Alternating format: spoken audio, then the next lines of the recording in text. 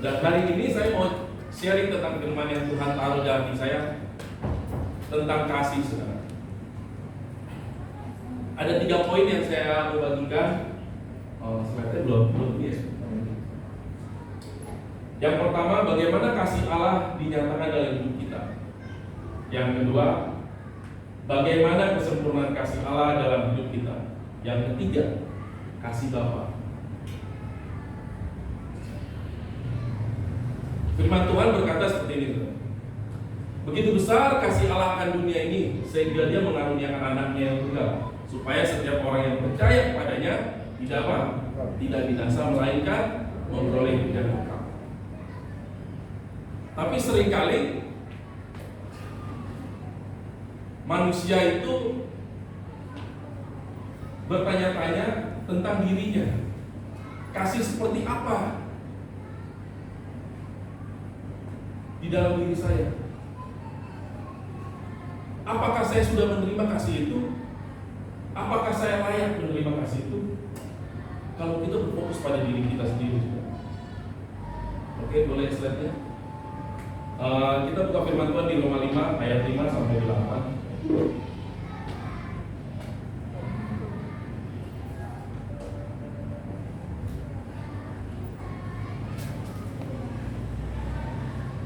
Sudah dapat ya, saudara? Saya baca ya. Dan pengharapan tidak mengecewakan, karena kasih Allah telah dicurahkan di dalam hati kita oleh Roh Kudus yang telah dikaruniakan kepada kita. Kasih Allah dicurahkan kemana, saudara? Hati kita. Melalui apa? Roh Kudus. Pertanyaannya, di mana kita bisa melihat kasih Allah itu, saudara? Halo, ada yang tahu? Kasih Allah sudah dicurahkan ke hati kita. Di mana kita bisa melihat kasih itu? Gak apa-apa, saudara. Jawab juga salah, enggak apa. Percayalah, Yesus datang ke dunia 2000 tahun yang lalu bukan untuk orang yang benar, tapi untuk orang yang berdosa, orang yang salah. Amin. Jadi pertanyaannya ini, di mana kita bisa melihat kasih Allah? Di mana kita bisa merasakan kasih Allah? Rasul Paulus berkata seperti ini, sudah di ayat selanjutnya. Karena waktu kita masih lemah, Kristus telah mati Kristus telah mati untuk kita orang-orang durhaka pada waktu yang ditentukan oleh Allah. Next. Sebab tidak mudah seorang mau mati untuk orang-orang yang benar, tapi mungkin untuk orang-orang yang baik ada orang yang berani mati. Akan tetapi Allah menunjukkan kasih-Nya kepada kita oleh karena Kristus telah mati untuk kita ketika kita masih berdosa. Saudara, jadi Rasul Paulus itu berkata seperti ini, untuk kita melihat kepada kasih Allah itu yang dinyatakan dari dalam diri kita. Rasul Paulus itu berkata untuk kita selalu melihat kepada karya salib Yesus. Kalau kita merasakan untuk melihat kasih Allah itu pada diri kita, berfokus pada diri kita, nanti saudara akan bertanya-tanya, layakkah saya dikasihi? Apakah kasih Allah sudah ada dalam diri saya? Tapi kalau kita berfokus kepada kasih Allah, kepada salib Kristus, Dia yang sudah mati di atas kayu salib, Dia yang sudah berkorban di atas kayu salib, Dia yang sudah menyerahkan nyawanya, Dia yang sudah dihukum menggantikan kita, yang seharusnya dihukum itu kita. Dia yang sudah dipermalukan menggantikan kita. Dia yang sudah menyerahkan nyawanya, bahkan darahnya tercurah di atas kayu salib menggantikan kita, yang seharusnya dihukum itu kita atas semua dosa dan pelanggaran kita. Tapi karena begitu besar kasih Allah, sehingga Dia mengaruniakan anaknya siapa? Yang tunggal, Yesus. Semua ditebus. Jadi kita melihat kasih Allah yang nyata, yang kita bisa rasakan, bukan pada diri kita, saudara. Kasih Allah itu sudah diberikan di dalam diri kita, yang tanpa syarat. Ketika Dia memberikan kasih itu ke dalam diri kita, tanpa syarat Dia mau minta apapun dari kita. Dia berikan semuanya. Dia berikan yang terbaik, satu-satunya yang terbaik. Dia berikan hidupnya buat kita, di mana di atas kayu salib. Dan itu sudah terjadi 2000 tahun yang lalu. Jadi untuk kita melihat kasih Allah dan merasakan kasih Allah di mana, untuk kita selalu memandang pada karya salib Yesus. Seharusnya kita tidak layak sudah. Yang layak itu Yesus, tapi kita dilayakkan oleh Yesus. Lewat pengorbanan yang di atas kayu salib, Dia yang melayakkan kita. Dan hari ini kita mau merasakan kasih Allah dan melihat kasih Allah itu. Pandanglah salib Yesus yang sudah terjadi 2000 tahun yang lalu. Amin. Amin. Jadi untuk melihat kasih Allah dan melihat kasih Allah apa saudara? Pandang salib Yesus. Dan itu sudah terjadi 2000 tahun yang lalu. Oke. Yang kedua, saya biar cepat ya saudara. Biar cepat saya coba bacakan karena ada beberapa firman yang nanti akan banyak yang kita akan bacakan. Oke. Di Yohanes 1 Yohanes 4 ayat 17 sampai 18. Boleh dibuka. Sudah dapat semuanya? Oke, saya undang Pak Gembala ya untuk membacakan ya. Siap. Biar semangat semuanya. Oh. Ya. Oke. Dalam hal inilah kasih Allah sempurna di dalam kita. Yaitu kalau kita mempunyai keberanian percaya pada hari penghakiman. Karena sama seperti Dia, kita juga ada di dalam dunia ini. Di dalam kasih tidak ada ketakutan. Kasih yang sempurna melenyapkan ketakutan. Sebab ketakutan mengandung hukuman. Dan barang siapa takut, dia tidak sempurna di dalam kasih. Amin. Yang kedua itu adalah saudara yang tadi saya bilang, bagaimana kesempurnaan kasih Allah dalam hidup kita. Jadi sebetulnya ini sudah gampang saudara. Sudah gampang dan sudah seharusnya kita sudah tahu tanpa saya memberitahu. Cuman seringkali banyak orang, memang saya pun juga sebagai pelaku seperti itu. Kenapa? Saya sering comot ayat tapi nggak tahu arti konteksnya seperti apa. Sering comot ayat, pajang di Instagram, nggak ngerti konteksnya seperti apa, dia lagi berbicara pada siapa, ya itu. Tapi sebetulnya gini, sesempurna apa kasih Allah dalam hidupmu? Dalam hal inilah kasih Allah sempurna di dalam kita, yaitu kalau kita mempunyai keberanian percaya pada hari penghakiman. Karena sama seperti dianya siapa saudara? Yesus. Jadi pada hari penghakiman itu datang. Kalau saudara mempunyai kesempurnaan kasih dalam hidup Anda, percaya nggak? Nggak ada ketakutan, nggak ada ketakutan sama sekali. Pada hari penghakiman datang, saudara bukan dihukum, saudara diselamatkan. Pada hari penghakiman datang, saudara diselamatkan. Karena sama seperti Dia, kita juga ada di dalam dunia ini. Saat ini Yesus ada di mana saudara? Yesus berada di sebelah kanan Bapaknya, duduk di tahtanya yang kudus. Yesus tidak lagi berada di atas kayu salib. Yesus tidak lagi memakai mahkota bulu, tapi Dia memakai mahkota kemuliaan, mahkota kehormatan. Dan hari ini juga, apabila tibanya hari penghakiman itu datang, kita berani berkata, kita tidak dihukum, tapi kita diselamatkan. Itulah kasih yang sempurna di dalam diri kita.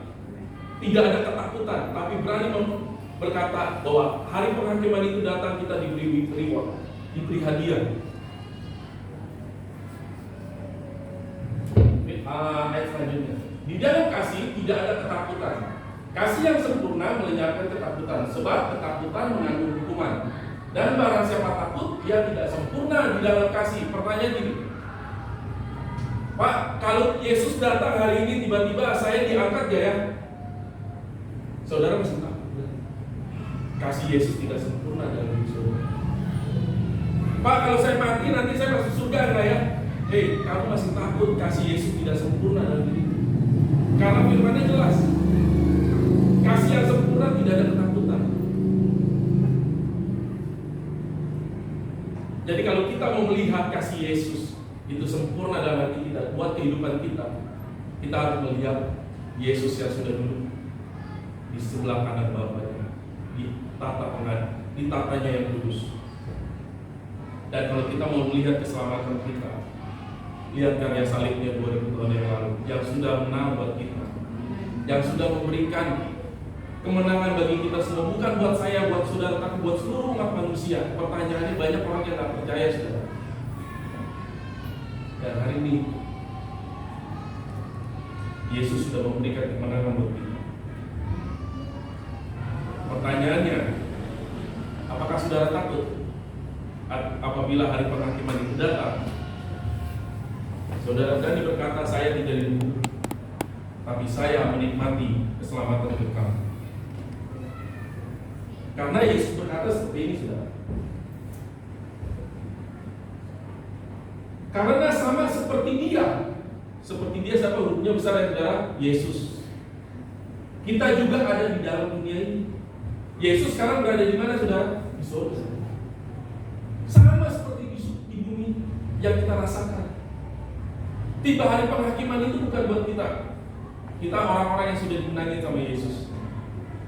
Kita orang-orang yang sudah dibenarkan. Berbahagialah orang yang sudah dibenarkan, menikmati kerajaan surga, saudara. Amin. Kecepatannya, saudara, dimengerti ya. Jadi poin yang pertama, Pak, untuk melihat kasih Yesus, anak salib Yesus. Yang kedua, kasih yang sempurna tidak ada ketakutan. Hari penghakiman bukan buat kita, tapi hari penghakiman adalah sebuah reward buat kita, akan menerima semua hadiah kita orang-orang yang sudah diselamatkan. Amin. Oke, yang ketiga, slide boleh. Nah, ini yang penting nih, saudara. Ya, sebetulnya penting semua ya. Saya mau cerita tentang kisah anak yang hilang. Di sini ada dua kisah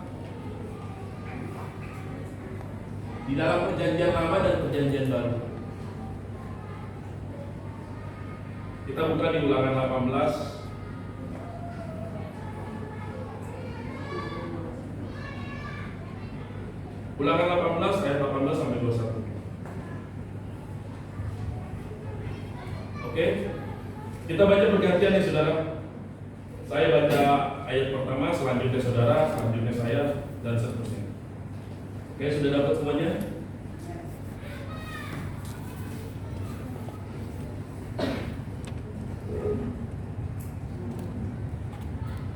Oke, saya baca yang pertama ya. Judul perikopnya anak yang durhaka. Apabila seorang mempunyai anak laki-laki yang kecil dan membangkang, yang tidak mau mendengarkan pertanyaan ayahnya dan ibunya, dan walaupun mereka mengajak dia, tidak juga dia mendengarkan mereka. Oke, ayat 16, saudara. Maka haruslah ayahnya dan ibunya memegang dia dan membawa dia keluar kepada tua-tua kotanya, pintu gerbang pertandingannya. Dan harus berkata kepada para tua-tua kotanya, anak kami ini degil dan membangkang, ia tidak mau mendengarkan perkataan kami, ia seorang pelahap dan peminum. Maka haruslah semua orang sekota yang melempari anak itu dengan batu sehingga ia mati. Demikianlah dan penjahat itu dari tengah-tengahmu dan seluruh mendengar dan mendengar. Amin. Yang terjadi apa, saudara? Di dalam perjanjian lama, anak yang durhaka, anak yang hilang. Anak yang durhaka, anak yang hilang, kembali lagi pulang ke pangkuan orang tuanya. Apa yang terjadi, saudara? Dari anak ini hidup menjadi mati. Anak ini bertobat, bukannya suatu ada kebanggaan kepada orang tuanya, tapi anak ini yang ada diseret keluar supaya aib keluarganya tidak dipermalukan. Anak ini diseret keluar harus dirajam dengan batu sampai mati. Ya, di dalam perjanjian lama, seorang anak yang bertobat, anak yang durhaka, dari hidup sampai mati. Nah, bedanya di dalam perjanjian baru, boleh slide-nya. Nah ini, Ceritanya anak yang yang tadi dulu, anak yang durhaka yang kembali pulang itu, yang seharusnya darinya anak itu hidup di dalam perjanjian lama, dari hidup menjadi mati. Next. Oke, ini dalam perjanjian baru. Kisah anak yang hilang dalam perjanjian baru. Lukas 15 ayat 11 sampai 24. Kita baca pergantian lagi ya saudara.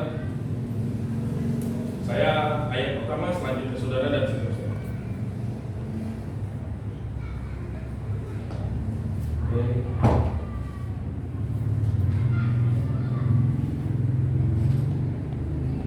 Sudah dapat? Saya baca ayat pertama ya. 3, 2, 1. Yesus berkata lagi, ada seorang mempunyai 2 anak laki-laki. Kata yang bungsu kepada ayahnya, Bapak, berikanlah padaku bagian harta milik kita yang menjadi hakku. Lalu ayahnya membagi harta kekayaan di antara mereka. Berapa hari kemudian anak bungsu itu menjual seluruh bagiannya itu, lalu pergi ke negeri jauh. Di sana ia memboroskan harta miliknya itu dengan hidup berfoya-foya. Setelah dihabiskan semuanya, timbullah rencana kelaparan di dalam negeri itu, dan ia pun mulai melarat. Lalu ia pergi dan bekerja pada seorang majikan di negeri itu. Orang itu menyuruhnya ke ladang untuk menjaga babinya. Lalu ia ingin mengisi perutnya dengan ampas yang menjadi makanan babi itu, tetapi tidak seorang pun yang memberikan kepadanya. Lalu ia menyadari keadaannya, katanya, betapa banyak orang upahan bapakku yang berlimpah-limpah makanannya, tetapi aku di sini mati kelaparan. Aku akan bangkit dan pergi kepada bapakku dan berkata kepadanya, Bapak, aku telah berdosa terhadap surga dan terhadap Bapak. Aku tidak layak lagi disebut anak Bapak, jadikan aku sebagai salah seorang upahan Bapak. Maka bangkitlah ia dan pergi kepada bapaknya. Ketika ia masih jauh, ayahnya telah melihatnya, lalu tergeraklah hatinya oleh belas kasihan. Ayahnya itu berlari mendapatkan dia, lalu merangkul dan mencium dia. Kata anak itu kepadanya, Bapak, aku telah berdosa terhadap surga dan terhadap Bapak. Aku tidak layak lagi disebut anak Bapak.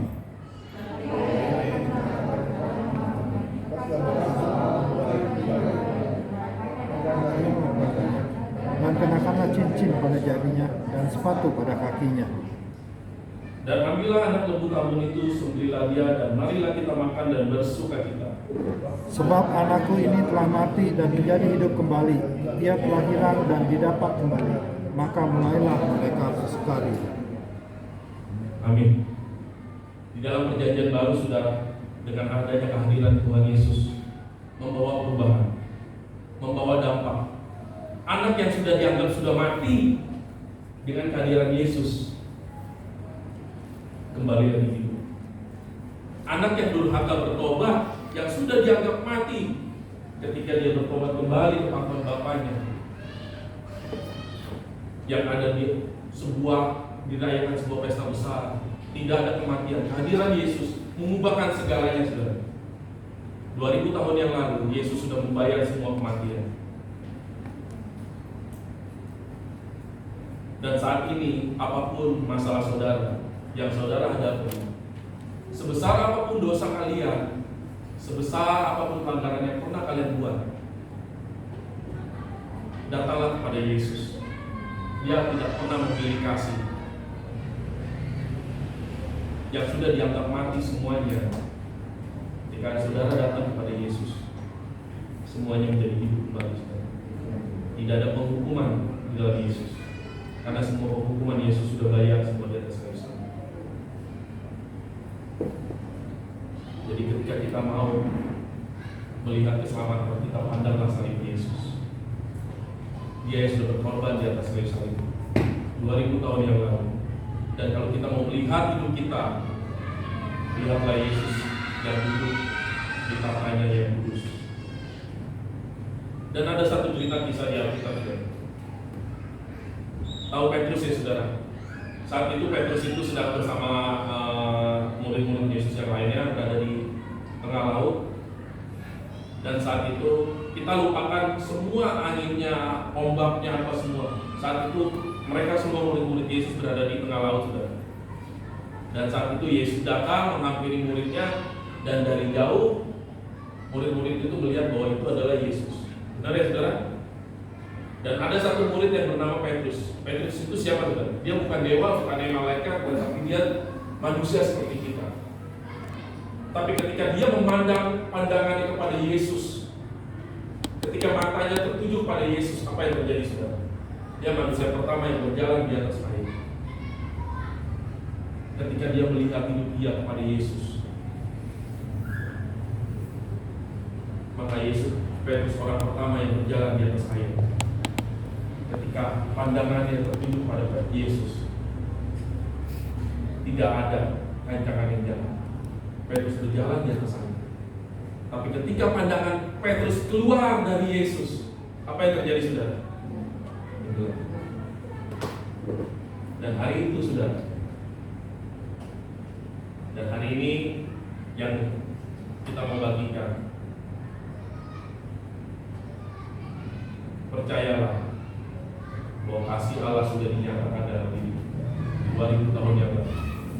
Untuk kita menikmati, merasakan, melihat kasih Allah, pandanglah salib Yesus. Saudara seharusnya gak layak, saudara. Tapi dia sudah melayakkan diri. Yesus itu sudah memberikan kasihnya yang begitu sempurna, satu-satunya yang paling dia sayang diberikan buat kita. Dia rela dihukum, dia rela dipermalukan. Siapa kita saudara? Kita manusia yang tidak pernah lebih dari sebuah kain bawah. Bahkan kalau boleh saya katakan, kita semua manusia tidak pernah lebih dari sebuah pembalut wanita yang pernah dipakai. Sekotor itu. Tapi Yesus rela mau menyelamatkan kita, menembus kita di atas dosa. Yang seharusnya dihukum siapa saudara? Kita, atas perbuatan kita. Tapi Yesus gantikan semuanya. Lihatlah pengorbanan Yesus. Begitu besar kasih dia buat kita semua. Siapa kita? Kita ini bukan siapa-siapa. Kalau dipikir-pikir, Yesus itu gak perlu kok, gak perlu saudara. Yesus apakah perlu penyembah-penyembah dan saudara? Enggak. Alam semesta ini sudah menyembah dia. Dia gak perlu penyembah kita kok. Karena begitu besar kasihnya dia buat kita. Bahkan yang begitu ajaib, yang begitu luar biasa. Kasih dia tidak pernah bersyarat. Kasih dia murni, tanpa syarat. Dan yang paling ajaib, saudara tahu, kita diangkat menjadi apa saudara? Anak-anak. Loh, kita ini bukan lagi hamba. Kita ini bukan lagi siapa-siapa, tapi kita menjadi siapa? Anak-anaknya saudara. Bayangin. Sampai Yesus Bapa kita di surga itu sampai begitu besar kasihnya buat kita, sampai dia rela, bahkan dia mau berkata, inilah anak-anakku.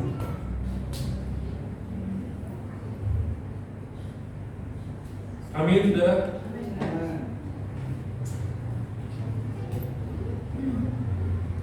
Jadi pertanyaannya, kalau Pak, di saat saya berdosa, di saat saya masih berada di dalam diskotik, pada saat saya masih pakai narkoba, pada saat saya jatuh dalam perzinahan, apakah saya dikasih Yesus? Pada saat engkau jatuh dalam dosa sebesar apapun, Yesus itu sudah mengasihi engkau terlebih dahulu. Pak, gimana untuk membesarkan kasih itu? Saya baca firman 2 jam sehari. Saya penyembahan berjam-jam setiap hari. Tetap Yesus itu nggak tambah sayang dan nggak tambah mengasihi kamu. Kenapa? Karena Yesus itu sudah mengasihi kamu terlebih dahulu. Kasih Yesus itu tanpa syarat juga. Kasih Yesus itu adalah kasih yang agape, kasih yang mengubah manusia, kasih yang memenangkan manusia, kasih yang menebus dosa kita, kasih yang sudah berkorban buat kita, kasih yang tak bersyarat itu Yesus sendiri. Manusia punya kasih tapi bersyarat, kasih yang sudah memuaskan setiap manusia, kasih yang sudah menguruskan kita, kasih yang sempurna di dalam kita. Pertanyaannya, Pak, di saat saya nggak kudus, apakah Yesus itu mengasihi kita? Ingat bahwa Yesus itu sudah mengasihi engkau terlebih dahulu. Dan hari ini engkau bukan dikudus lagi, tapi engkau sudah dikuduskan oleh darahnya sendiri. Amin. Itu firman yang dari Tuhan yang tahu dalam hati kita. Mari kita bangkit berdiri. Kita mau akhiri firman ini. Biar firman ini boleh berakhir di tempat ini, tapi kasih setia Tuhan tidak pernah berakhir setiap ini.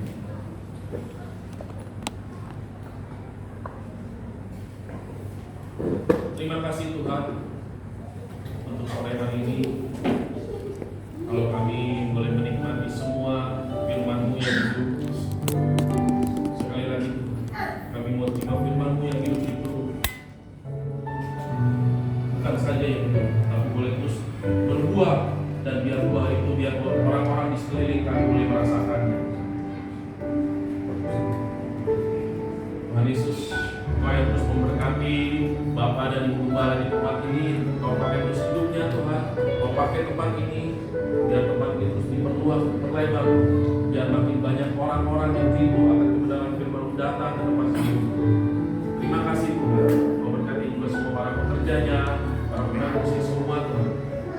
Dari sekolah minggu sampai semua yang mempunyai jabatan tempat ini, Kau berkati semuanya ya Tuhan. Kau berkati juga keluarganya, kau berkati semua studinya, kau berkati semua pekerjaan. Di dalam nama Bapa, Putra dan Roh